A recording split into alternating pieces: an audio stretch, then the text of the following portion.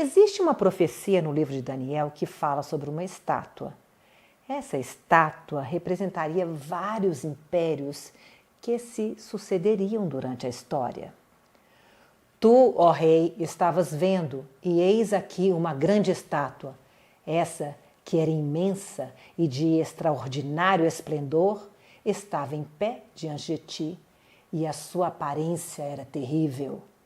A cabeça era de fino ouro, o peito e os braços de prata, o ventre e os quadris de bronze, as pernas de ferro e os pés em parte de ferro e em parte de barro. Quando estavas olhando, uma pedra foi cortada sem auxílio de mãos, feriu a estátua nos pés de ferro e de barro e os esmiuçou. Começando da cabeça, o reino de Nabucodonosor, o rei da Babilônia, com o qual o profeta estava em contato na época, até chegar nos pés, que seria algo que ainda aconteceria no futuro, quando Daniel já não estaria vivo, a profecia desperta curiosidade. Os estudiosos concordam que as partes que compõem essa estátua seriam sucessivamente: cabeça de ouro, Nabucodonosor, rei da Babilônia; peito e braços de prata, a história de Éster e o rei Assuero, da Medo-Pérsia; o ventre e os quadris de bronze, o Império Grego, Alexandre o Grande; as pernas de ferro e os pés em parte de ferro e em parte de barro, seria o Império Romano, até os dias de hoje. Hoje, gostaria de refletir sobre a última parte dessa profecia e propor uma interpretação que parece encaixar de forma assustadora na descrição. Para quem não me conhece, meu nome é Silvia Mazzoni e aqui no canal exploramos juntos a Bíblia com um olhar judaico-nazareno. Se você gosta de estudar a Bíblia, a história, as raízes da fé, inscreva-se no canal e ative o sininho para sempre receber notificações de novos vídeos.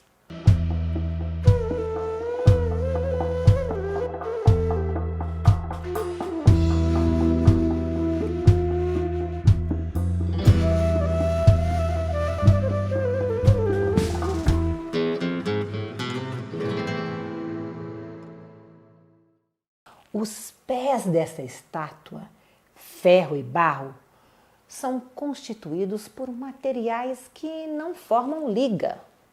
Essa fragilidade nos faz perguntar como essa estátua poderia ter ficado de pé.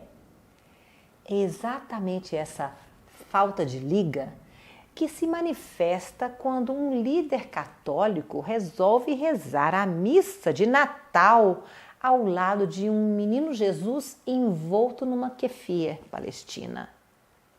Isso não tem liga. Parece ferro tentando se misturar com barro. Por que o líder de uma organização religiosa iria querer apresentar o personagem mais importante de sua fé, Jesus, envolto num manto que, além de não existir na época de Jesus, simboliza uma religião que durante 7 séculos matou milhares de católicos? Será que os católicos são tão ignorantes que não conhecem a história do Islã? Não sabem que o estabelecimento de um califado implicaria que eles, se quisessem preservar sua religião, teriam que pagar a jizya? Mas a ignorância não é algo exclusivo a pessoas simples que têm acesso a poucas informações. Estudantes acéfalos das universidades de Harvard, Pensilvânia e Colômbia, as supostas creme de la creme da elite intelectual do planeta, passaram a usar esses kefirs cobrindo seus rostos, ou seja, ocultando suas identidades durante suas passeatas. From the river to the sea, Palestine will be free. Do rio ao mar, Palestina será livre. Por que se esconder atrás de kefirs? A maioria nem sabe de qual rio nem de qual mar estão falando.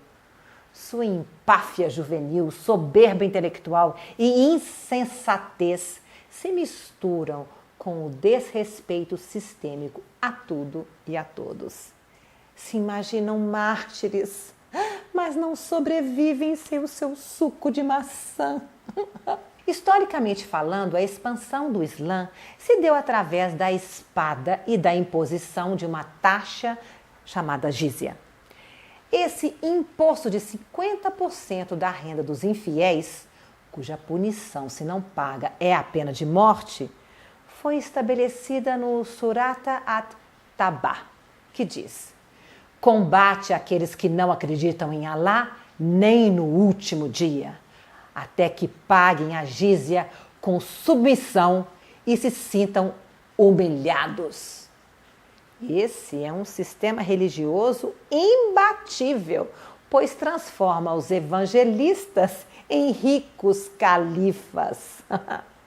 Talvez esteja aí o grande segredo dessa religião: transformar todos os infiéis em pagadores de impostos compulsórios.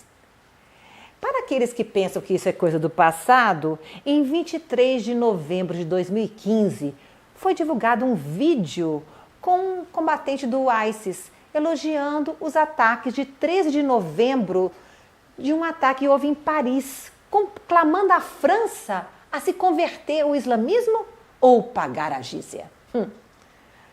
Mas a arte de misturar ferro e barro possui outras facetas interessantes. A atração de grupos de militância coercitiva LGBT, a tal causa palestina, é outra mistura estranha. Alguns membros dessas comunidades desfilam como heróis pelas ruas de países onde eles podem viver tranquilamente, pedindo pelo estabelecimento da lei Sharia. Ora, a lei Sharia, que é a que impera na Palestina do Rio ao Mar, ela define que os homossexuais sejam atirados de cima de prédios ou enforcados. Os ativistas desse grupo não seriam tolerados por lá, seriam mortos. O fervor humanitário desses grupos precisa ser repensado.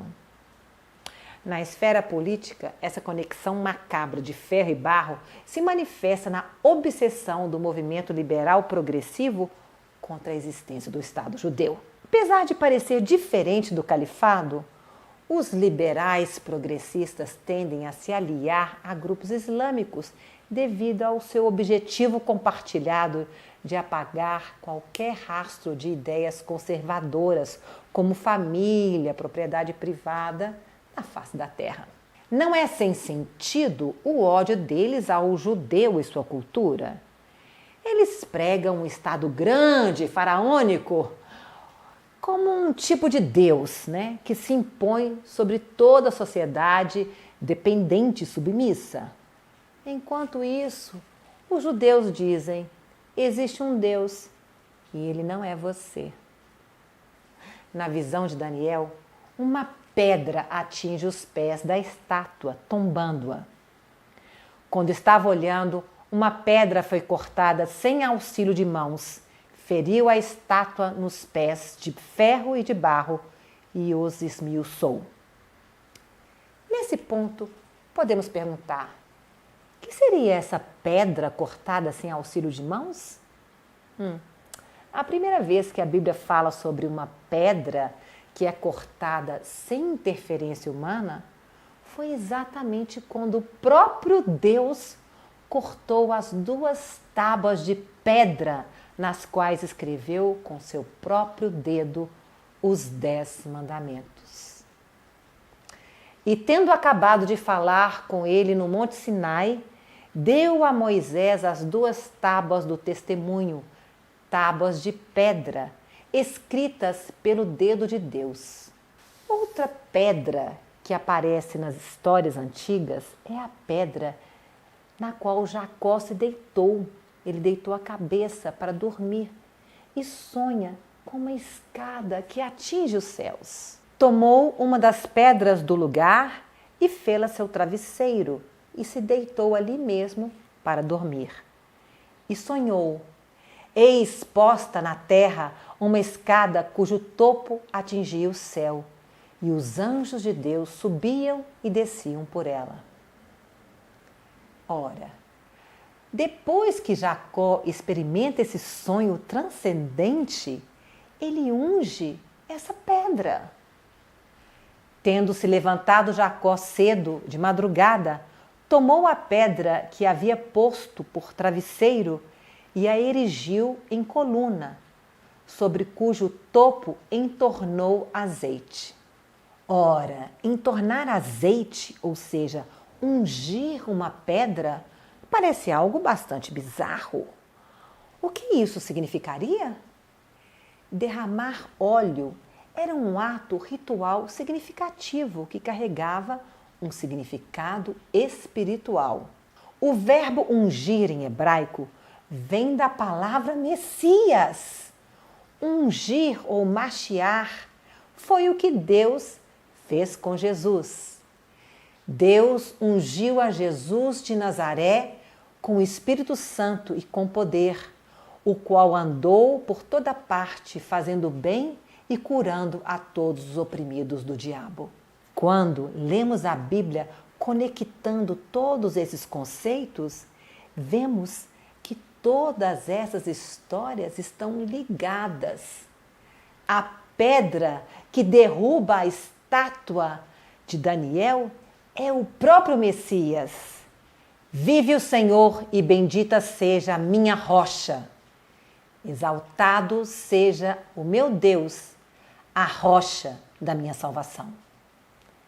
A estátua que representava todos os diferentes dominadores será destruída completamente pela lei do Senhor escrita nas pedras que Moisés levou ao povo e pelo Messias, o ungido de Deus, que é a lei viva.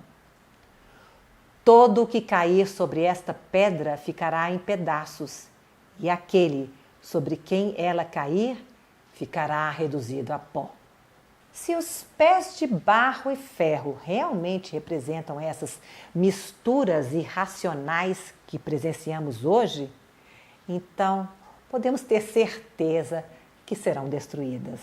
Por isso, seguros de que, como explicou Daniel, o Deus do céu suscitará um reino que não será jamais destruído e que esse reino não passará a outro povo, prossigamos firmes, redescobrindo o reino e construindo nossa vida sobre a rocha e obedecendo às palavras escritas pelo dedo de Deus nas tábuas de pedra.